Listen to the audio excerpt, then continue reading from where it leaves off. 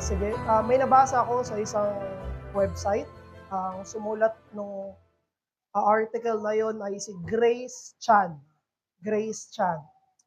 Tapos dun sa article na yon, ito yung sinabi ni Grace Chan na nakarinig daw siya ng isang storya, isang kwento tungkol sa isang matandang demonyo saka isang mas batang demonyo. Na yung matandang demonyo daw ay nagpaplano ng mag-retire at lahat daw ng mga gamit niya ay nilagay niya sa auction. Ibebenta niya. May iba't ibang mga sandata yung demonyo para sa mga mananampalataya. Meron daw doon yung katamaran, meron doon yung chismisan. Iba-iba yung gamit ng demonyong yon. At nakita nung mas batang demonyo, yung isang sandata na pinakamahal. Sabi niya, uy, ganda nitong sandatang to ah. At sinabi ng mas matandang demonyo, yan. Yan ang pinaka the best sa lahat ng mga sandata ko. Yan ang pinakamahal. And he proudly introduced that weapon and he introduced it as discouragement. Sabi ng mas matandang demonyo, many people have been able to resist attacks from my other weapons. But as soon as I deployed discouragement, they would fall into the trap and it would be easy to control them. Sabi ng mas matandang demonyo. Na ang discouragement daw ang pinakamalakas niyang sandata laban sa mga mananampalataya. At dito sa talatang titignan natin, how does the Bible speak against or about discouragement o yung panghihina ng loob?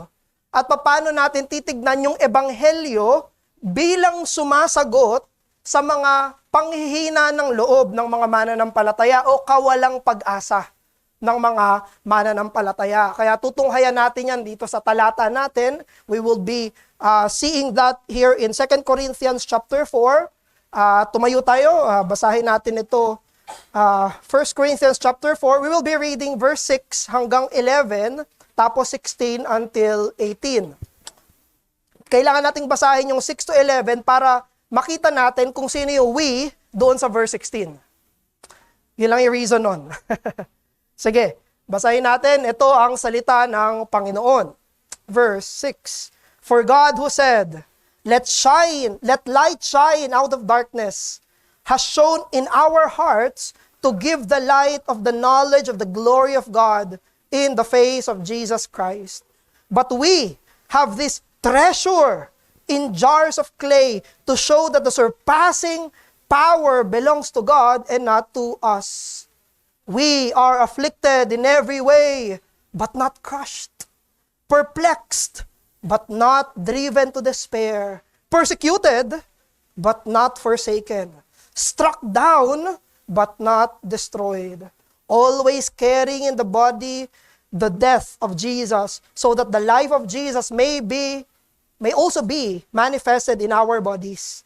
For we who live are always being given over to death for Jesus' sake, so that the life of Jesus also may be manifested in our mortal flesh. Verse 16. So we do not lose heart. Though our outer self is wasting away, our inner self is being renewed day by day. For this light, momentary affliction is preparing for us an eternal weight of glory beyond all comparison. As we look, not to the things that are seen, but to the things that are unseen. For the things that are seen are transient, but the things that are unseen are eternal. This is the word of the Lord. Makaupo na po tayo. So, again, isang isolated sermon ito. Ang 2 Corinthians chapter 3 at 4 ay tungkol kay Apostle Paul na pinagtatanggol niya. So, same book. Katulad ng sermon kanina umaga, same book. Pinagtatanggol niya yung ministry niya bilang ministry ng New Covenant. Kasi sa chapter 3, yun yung pinag-uusapan. inelaborate ni Apostle Paul na yung ministry natin greater than the old covenant ministry ni Moses. Yung ministry natin ay hayag na yung kaluwalhatian ng mukha ng Panginoong Jesus. Hindi katulad sa lumang tipan na nakatago pa yung mga pangakong iyon. There is a veil on their faces. Na ang ministry na ito ay greater than the old dahil ang New Covenant ministry ay ministry of the Spirit, ministry of righteousness, ministry of surpassing glory. At yung ministry nila Apostle Paul ay centered kay Christ. Ito'y nakasentro sa Panginoong Jesus. Kaya sa chapter 3, makikita nyo, sabi niya, we do not preach ourselves. We preach Christ crucified. Hindi ang pinipreach namin, sarili namin, hindi ito tungkol sa amin, tungkol to sa Panginoong Hesukristo. Pero gusto niya ring maging totoo na silang mga tagapagdala ng mabuting balita, tagapagdala ng gospel message na yon, ay makikita nila bilang mga mahihina. Yung mga nakatagapagdala ng maluwalhating ebanghelyo ay, sabi ni Paul, jars of clay. No? Yung glory sa Panginoon, pero yung mga messengers, mga tagapagdala ng balitang iyon ay mga jars of clay. The message is glorious, but the messengers are afflicted. Samot-sari yung dinaranas nila na kahinaan, kahirapan, pagdurusa. Samot-sari, iba-iba. Kaya dun sa verse 8 at sa verse 9, in-enumerate doon ni Apostle Paul, di ba? Sabi niya, we are afflicted in every way, but not crushed. Perplexed, but not driven to despair. Persecuted, but not forsaken. Struck down, but not destroyed. Yung mga messengers ng true gospel ay samot-saring paghihirap yung dinaranas. Pero may paradox. No? Hindi sila nadudurog. Hindi sila nawawasak. Kahit sobrang daming pagdurusa yung dinaranas nila, patong-patong, iba-iba, sunod-sunod na mga pagdurusa, but sabi ni Apostle Paul sa verse 16, ito yung main text natin, we do not lose heart. Kaya sunod-sunod yung nasa verse 8 sa kanang, di ba? Pero ang pinaka-ibig sabihin niya ay yung nasa verse 16, ang key text natin. They do not lose heart. Hindi sila pinanghihinaan ng loob. Hindi sila nawawala ng pag-asa. Hindi sila nagiging downtrodden. Hindi sila discouraged. Kahit na sobra at samot-sari yung mga sufferings na dinaranas nila at kitang-kita yon ng mga observers. Kitang-kita yon ng mga nag-o-observe. Hindi sila nawawala ng pag-asa kahit na parang halos lahat na ay nasisira. Everything is falling apart. Even though yung suffering nila tuloy-tuloy, sunod-sunod. No? They are physically and temporally seen as weak and hopeless. But they are not hopeless. They are not disheartened. They do not lose heart. Kaya dinescribe dito sa verse 6 hanggang verse 11 kung sino yung we nung verse 16. Sino yung hindi nawawala ng pag-asa? Sila na may ebanghelyo. Sila na may bit-bit ng mabuting balita. Silang may bit-bit ng mensahe ng bagong tipan. That those who hold the gospel of Jesus Christ do not lose heart. No matter how much suffering they face. Ano man yung pagdurusang harapin nila, hindi sila pinanghihinaan ng loob. Sino sila? Mga may hawak ng mabuting balita ng ebanghelyo. And even you, sa mga bisita namin o sa mga hindi pa mananampalataya, we are always calling you to repentance and faith to the Lord Jesus Christ because we want you to have this kind of hope. Dahil kung wala ang isang tao sa Panginoong Jesus, ang lahat ng pag-asa niya ay pansamantala. Kung wala ang isang tao kay Hesukristo, ang pinakapag-asa niya ay hanggang dito lang sa buhay na to, after this life. Ano yung pinaka-foundation ng hope niya? Kaya ito yung very ironic eh. Napaka-ironic ng unbeliever na napaka-hopeful at napaka-ironic din ng believer na napaka-hopeless. Napaka-ironic. Kasi yung unbeliever, anong hope nila? Anong hope nila in this life and after this life? Ang pag-asa natin ay walang iba kundi si Kristo. Yung tapos niyang ginawa. Yung kanyang mensahe. Yung kanyang mabuting balita. No? Ano yung hope nila? Their hope is a sinking sand. Wala. Pero ganun din, napaka-ironic kung may isang believer na napaka-hopeless.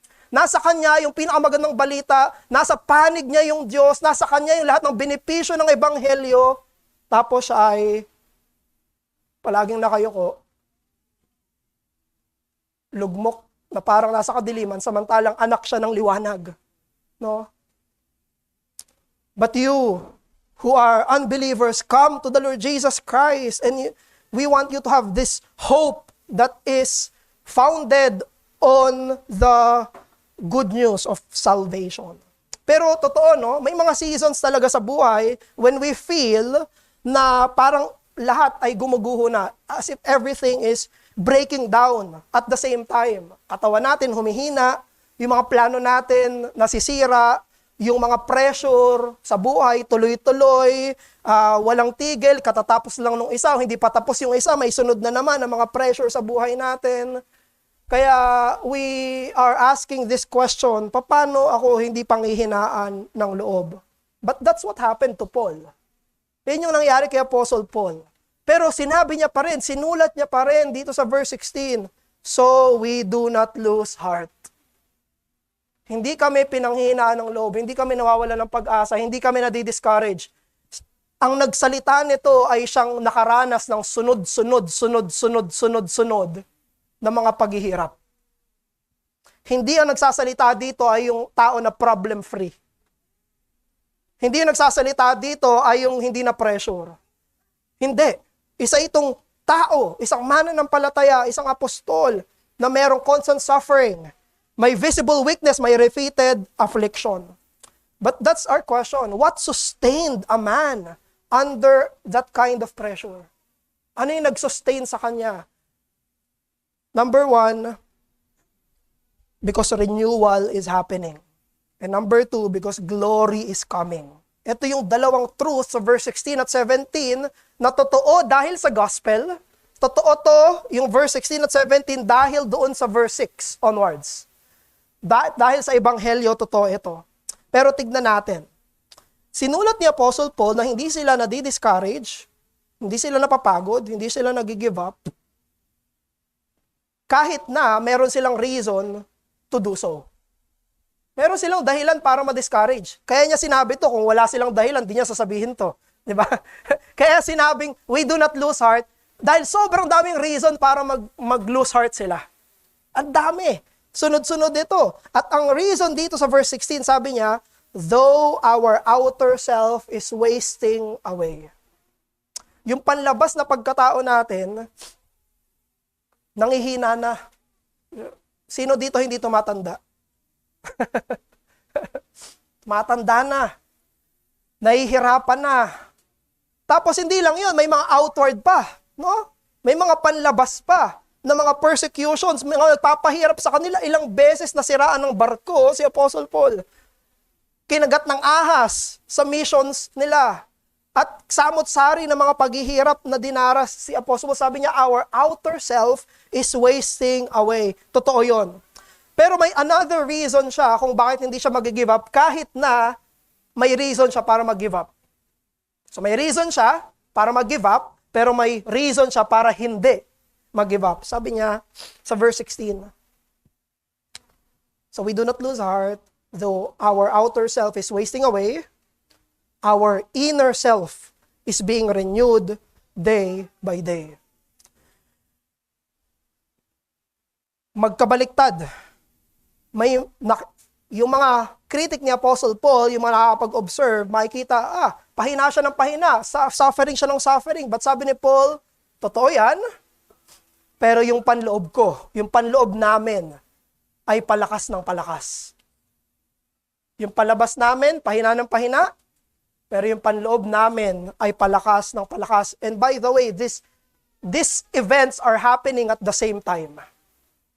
Hindi pagkatapos mag-suffer, saka lang siya na-strengthen. Hindi saka siya na-renew. Sinabi, habang yung kanyang panlabas ay pahina ng pahina, pasuffer ng pasuffer, yung kanya naman na panloob ay pa-renew ng pa-renew ng pa-renew. That despite physical afflictions, despite physical deteriorations, God's people by grace have continuous sanctification. Sa kanilang pagdurusa sila'y pinababanal. Tuloy-tuloy sila na pinababanal ng Panginoon. Kaya dito, very clear na ang mga Christians hindi exempted sa suffering. Hindi kapag naging Christian ka, hindi ka na mahihirapan. No, actually, may another layer pa ng suffering pag Christian ka. Kasi kapag tao ka, suffering na. We live in a fallen world. Kapag Christian ka, may another layer pa. You will suffer in Christ. Magsasuffer ka ngayon para sa faith. No? Hindi less suffering kapag naging Christian, more suffering. Dagdag paghihirap, dagdag pagdurusa. May pang tao ka ng pagdurusa, may pang Kristiyano ka pang pagdurusa. Dagdag iyon, no? But despite all of those sufferings, afflictions, yung kaluluwa ng mga mananampalataya ay pinababanal. Yung mga suffering na yan, pwede niyang tigilan or patigilin yung ibang mga productivity ng isang believer. Pwede hindi siya makapagtrabaho, hindi siya makakilos sa bahay, pwede rin siyang mapatigil sa kanyang ministerial work. No, pag may sakit, yung preacher, kaya pinagpipray yung preacher, sana hindi magkasakit. Pwede mapatigil sa pagmi-minister. Pero alam nyo, hindi kayang patigilin ng mga yan, yung sanctification. Sanctification. Kahit na yung katawan ng isang mananampalataya ay nanghihina, pero yung puso niya, yung kaluluwa niya, yung panloob na siya ay patuloy, hindi tumitigil, patuloy na pinababanal ng Diyos Espiritu Santo. Kaya pwedeng isang believer ay nakakonfine sa isang higaan. Hindi siya makatayo. Hindi siya makapag-serve. Hindi niya magawa yung mga pwede niyang gawin sa trabaho, sa bahay, sa church. Pwedeng mangyari yon. Yet, he is growing in humility. Yet, lumalago siya sa patience. Yet, lumalago siya sa faith. Yet, lumalago siya sa prayer. Yun yung sinabi ng verse 16. We do not lose heart. Our outer body is wasting away.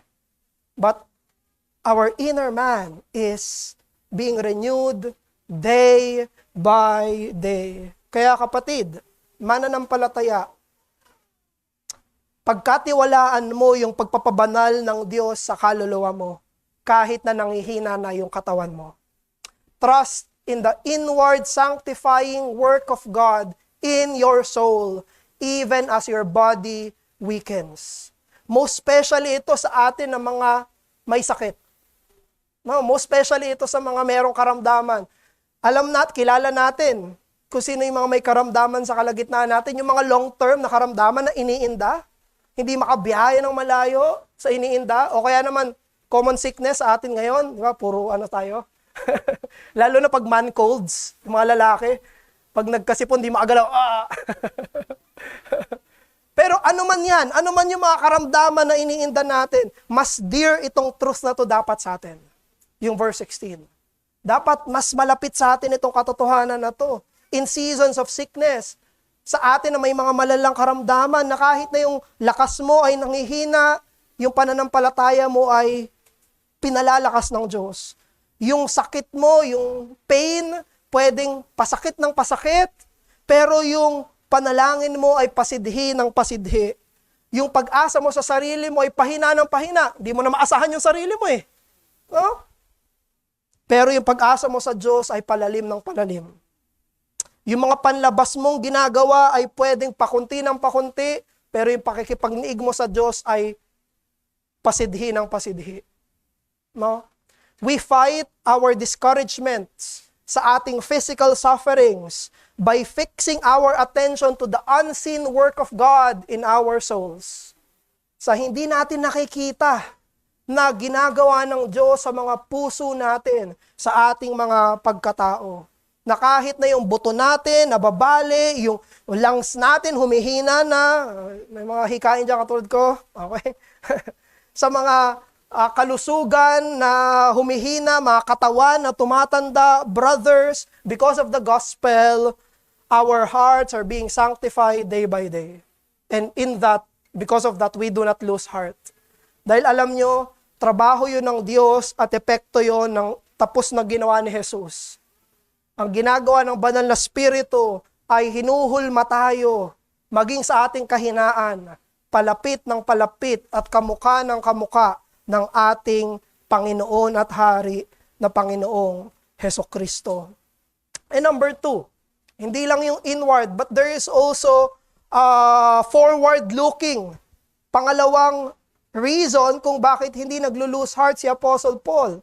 And now we will look at verse 17. Verse 17. Another reason from Paul. Sabi niya sa verse 17, "For this light, momentary affliction is preparing for us an eternal weight of glory beyond all comparison." Nakita niyo pinag-compare dito ni Apostle Paul? Yung suffering niya, saka yung glory. Yung suffering nila, saka yung glory na paparating. Detach ba si Paul sa reality? Detach ba itong apostol na ito sa realidad? Sinasabi niya ba na hindi masakit ang sakit at hindi mahirap ang pagdurusa? Yun ba yung sinasabi ng apostol? No, he is not saying that. Pero ang sinasabi niya ay kumpara. Ikumpara mo. Ikumpara natin sa paparating na kaluwalhatian yung pagdurusa na dinaranas natin ngayon. Kung i-compare natin yung present suffering natin sa glory na paparating, we will not lose heart. May dalawa siyang adjective na ginamit doon sa suffering, dito sa verse 17. Sa affliction. Anong tawag niya sa affliction? Light, saka momentary. Dalawang adjective. Dinescribe niya affliction. Anong description niya sa affliction? Ang sabi niya, ito'y magaan, light, at ito ay saglit lang. Affliction. Alam niyo, kung hindi natin i-compare sa glory, yung suffering natin, ang may isip natin, yung suffering natin ay, anong magaan? Ang bigat-bigat ng suffering eh. Anong mabilis? Ang tagal-tagal ng suffering ko eh. 'Di ba? Pero, watch what Paul did. Sinabi niya, compared to glory. Kung ikukumpara mo ito sa kaluwalhatian, ito'y magaan. Kung ikukumpara mo ito sa kaluwalhatian, ito ay saglit lang. So, meron siyang ginamit na comparison. Meron siyang timbangan na ginamit. No? Nilagay niya sa isang banda yung suffering niya, nilagay niya sa isang banda yung glory, at ang mas mabigat ay yung glory kaysa sa suffering. Ang mas matagal, mas mahabang panahon, yung glory kaysa sa suffering. So ang sinasabi niya dito, compared sa eternal happiness, eternal glory na paparating, yung worst suffering na naranasan nila Apostle Paul ay magaan. Yung mabigat na suffering ay magaan compared sa darating na kaluwalhatian. Yung napakatagal na suffering ay saglit lang kung ikukumpara sa kaluwalhatian. Makikita natin dito na yung theology of glory ni Apostle Paul ay sobrang laki, sobrang taas, sobrang lawak, to the point na yung pinakamahirap niyang sakit, pinakamalalim niyang sugat at pagdurusa ay hindi niya maikukumpara doon. His theology of glory is so massive. Kaya pag kinumpay niya yung suffering niya doon, lumiliit yung tingin niya sa sufferings na yun. Nakaranas si Paul at yung co-workers niya ng bugbugin. Binugbog sila. Sila ay nasiraan ng barko, hindi isang beses. Na-persecute sila. Ayaw sa kanila ng mga tao. Sinisiraan sila ng mga tao. Pinagtatabuyan sila sa isang lugar. Sipin niyo yun. Nagtatabuyan sila, huwag kayo dito. Persona non grata ka dito, Paul. Ganon yung naranasan ni Apostle Paul. Pero yung focus niya ay nandoon sa glory beyond his present pain. Kaya matututunan natin dito na yung glories na ipinangako ng Diyos sa eternity ay mas dakila kaysa sa dakilang pagdurusa na pwede nating maranasan sa buhay na to. Therefore, Christians, do not lose heart. We do not lose heart. Because the glory that is to come is greater than all the sufferings that we can experience. Tinuturuan dito ni Apostle Paul yung mga taga-Corinthians na yung suffering ay may purpose. It is actively preparing them for the eternal weight of glory. Lahat ng mga trial, pressure, sufferings na yung ginagamit yun ng Diyos towards a definite end. Para sila ay patinginin sa hinaharap. Patinginin sila sa walang hanggan. Patinginin sila dun sa paparating na kaluwalhatian. Kaya isa to sa reasons kung bakit mahalagang pag-aralan ang eschatology. Eschatological reality to di ba? Yung sinasabi dyan, the eternal weight of glory beyond all comparison. Yun yung kaluwalhatian na daranasin ng lahat ng mananampalataya. Importante na yung eschatology natin ay malaki dahil daranas tayo ng malaking mga pagdurusa. Kaya tinuturo ng Bible sa prophets, tinuturo ni Jesus sa Gospels, tinuturo ng apostles sa epistles, tinuturo nila yung kaluwalhatian. Bakit? So that we will not lose heart in present afflictions. Napakarami ng kaluwalhatian ng paparating na buhay. May bagong langit at bagong lupa. Sa kaluwalhatian, wala na tayong kasalanan. Sa darating na kaluwalhatian, wala nang pain at suffering. Doon makikita na natin yung beatific vision. Makikita natin yung glory ni Christ ng derechahan. Kaluwalhatian ng Diyos Ama, kaluwalhatian ng Diyos Anak, kaluwalhatian ng Diyos Espiritu Santo. No? Brothers, we will all have our shares of long nights. But God promises an endless days where there is only light and beauty and glory.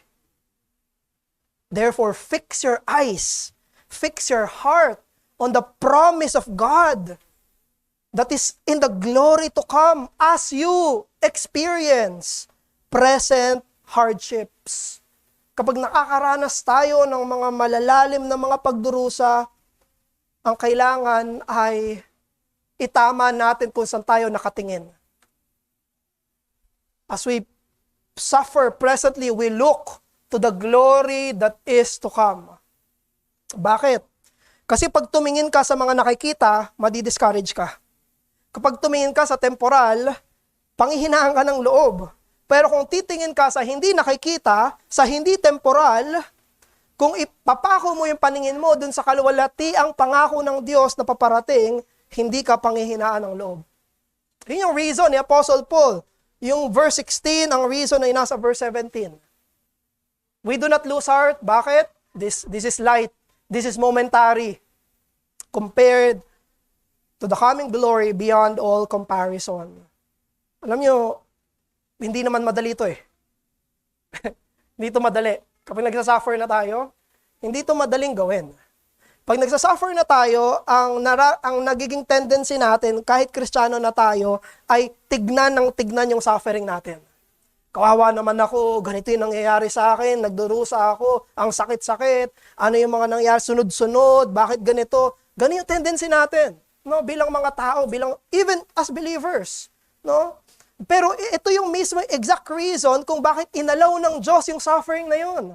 Inalaw ng Diyos yung suffering na yun para yung pagyakap natin at pagiging comfortable natin sa sanlibutan ay mabawasan. At mas tignan natin yung pangako niya na paparating na kaluwalhatian. For us to look not on the things that are seen, but on the things that are unseen. For the things that are seen are transient, but the things that are unseen are eternal. Gaano man katagal, kapatid, yung suffering mo, gaano man kahaba yan, di ba parang sobrang haba na, sobrang tagal na, gaano man kahaba yan, ito yung isipin mo, ito yung alalahanin mo para hindi ka ma-discourage, mas mahaba yung kaluwalhatian.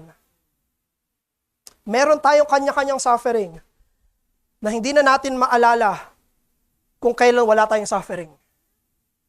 But remember, brothers, glory is longer. Mas mahaba yung kaluwalhatian. Meron din tayo mga suffering, mga kapatid, na napakabigat. Hindi natin mabuhat kahit ilang beses na natin tong sinabi sa Panginoon, ilang beses na nating sinubukang bitbitin, ilang beses na nating sinubukang makipag-usap sa mga kapatiran, mabigat pa rin. But brothers, ito yung dapat mong tignan, yung kaluwalhatian ay mas mabigat, mas maluwalhati kaysa sa pinakamabigat nating mga pagdurusa. Hindi sinasabi ng text natin na papalitan, equivalent. Kasing ganda, yung kasing hirap. No, greater. Mas maluwalhati. Mas maganda kaysa sa lahat ng mga iniisip natin. But why? Why? Why? Bakit sinabi dito na yung glory na tatamasahin natin, bakit may eternal weight siya? Bakit? Bakit sobrang ganda ng glory?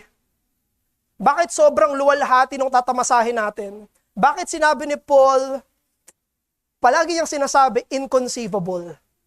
Hindi natin kayang arukin kung gaano kaganda yung paparating na kaluwalhatian. Bakit? Do you know why? Because Jesus bore the greatest suffering that we deserve. And He did not just pay for our sins, He also bought glory for you. Mga kapatid, yung paparating na kaluwalhatian, binili yun ni Jesus para sa'yo. Hindi lang siya namatay sa krus para bayaran yung utang mo, yung kasalanan mo. Namatay din siya sa krus para ibigay sa'yo yung pinakamaganda. Ibigay sa'yo yung pinakamaluwalhati. Ibigay sa'yo yung paparating na kaluwalhatian. The glory that is coming was purchased by Christ. Pinaghirapan niyo yon. Pinagtrabahuhan niyo yon para kanino? Sa mga makasalanang tulad natin. Isipin niyo yun, grabe no? Hindi niya lang tayo pinatawad sa kasalanan, tapos nung pinatawad niya sa kasalanan, neutral na. No. Ang bibigyan niya sa atin, kaluwalhatian. Sobrang ganda na kaluwalhatian. Therefore, kapag sinabi dito na kailangan tumingin tayo dun sa glory na yon, at ganito natin iisipin yon, pag sinabi, nagsasuffer ako, titingin ako dun sa glory na yon na paparating, isipin mo na binili yun ni Christ para sa'yo. Ang paparating na kaluwalhatian ay yung binili ni Jesus para sa'yo. Hindi yon ibibigay sa'yo dahil lang wala. Yun ay pinagpagura ng ating Panginoong Jesus. That is what Christ also bought with His obedience, with His own blood. Bilang pagtatapos, yung mga kaaway natin, ang ating mga kaaway ng kaluluwa natin, ang sanlibutan, sarili nating kasalanan, ang mga demonyo, palagi tayong uudyukan na maramdaman natin na powerless tayo, hopeless tayo, at panghinaan tayo ng loob. Discouragement ang isa sa favorite weapon ng ating mga kaaway para hindi natin makita yung pag-asa na meron tayo kay Kristo. Para maitago yun, yung pag-asa na meron tayo. Kaya sana buksan ng Panginoon ang mga mata natin para makita natin kung paanong kumikilo siya sa mga puso natin at pinangako niyang darating yung kaluwalhatian na nakasulat sa Biblia, na sa Ebanghelyo ni Jesus. Hindi lang ito binigay para sa kapatawaran ng kasalanan natin, binigay rin ng Ebanghelyo para magkaroon tayo ng pag-asa. Pag-asa ng kaluwalhatian. Manalangin tayo. Ama namin, maraming salamat po sa 2 Corinthians chapter 4 at umaamin kami, Panginoon, sa harapan mo na maraming beses ay worse kami sa unbeliever, sa pagiging hopeless. Patawarin niyo po kami, O Diyos, sa mga panahon na parang hindi kami anak ng liwanag, na parang wala kaming pag-asa, samantalang nasa amin ka na. At andyan na yung pangako mo. Patawad dahil hindi namin hinahawakan ang pangako mo. Patawad, O Diyos. Pero hiling po namin na kaming mga mananampalataya, especially dito sa ARBC, turn us into a people filled with hope. Turn us to be the most hopeful people sa lahat ng mga kilala namin, dahil kami nasa amin ka, nasa amin ang anak mo, at nasa amin ang banal mong Espiritu. Papuri sa iyo aming Diyos, sa pangalan ng pag-asa naming si Jesus. Amen.